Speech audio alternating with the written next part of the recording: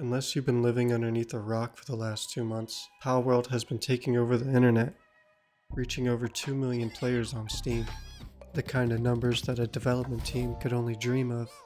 Since starting the project in 2021, Pocket Pair spent over $7 million, even saying that if the project didn't work out, they would have to go bankrupt. I'd say it worked out for them.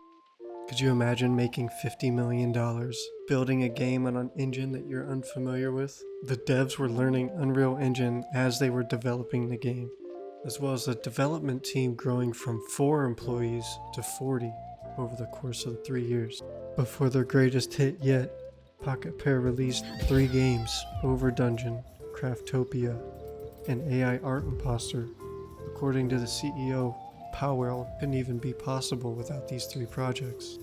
And some people and critics were saying that the game promoted animal cruelty. But that's probably just Reddit users and moms that bought their 6-year-old Grand Theft Auto 5 last Christmas. And I think everybody and their grandma knows about the Nintendo investigation and them checking them out throughout the years. But honestly, if they haven't found anything and done anything yet, I'd say that's another W for the dev team, just knowing what they can and cannot copyright. Being able to roll off that idea so fluidly, more interactive than a normal Pokemon game. Game Freak and Nintendo, or I don't know if they got Snorlax running that place for the last 25 years or whatever it may be.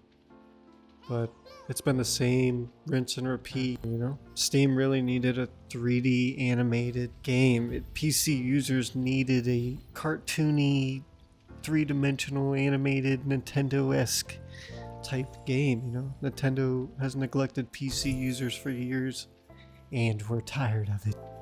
I think Pokemon fans in general just been kind of disappointed lately, from employees stealing cards off the line to ruining the only PC game they really had was TCG Online. The old version was amazing, and they switched it all to a new one. The UI was ass, and people were losing cards and decks. I know I had a gold, almost all gold holographic full art, Snorlax Decidueye deck that I was wrecking with, and I lost a lot of those cards. But enough about Nintendo, Game Freak, and them killing our childhood. Palworld has the best of every genre. I mean, Palworld has some of the graphics and shooting style as of Fortnite. It's got dipping and dodging, kind of like Dark Souls. It's got some Skyrim aspects to it as far as, traders and kind of in real-time events happening. There's a survival system similar to maybe Minecraft with pet taming and Ark. As far as the breeding system, there's chess, there's, just everything that we love about video games. Palworld seems to completely encapsulate that. I mean, they really thought of everything. You can literally have a bounty on your head. And pals just aren't pals. You can utilize them and actually use them as weapons. You can also use pals to craft things for you. Palworld's inventory and crafting system is actually pretty nice. You don't actually have to have the things on you to be able to craft the item. It will simply just pull them out of the chest as long as they're in your base.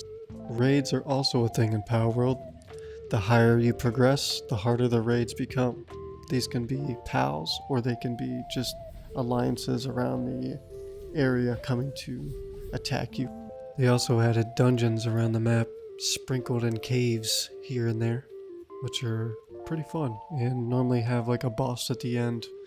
And having AI companions, of course, you have a command wheel.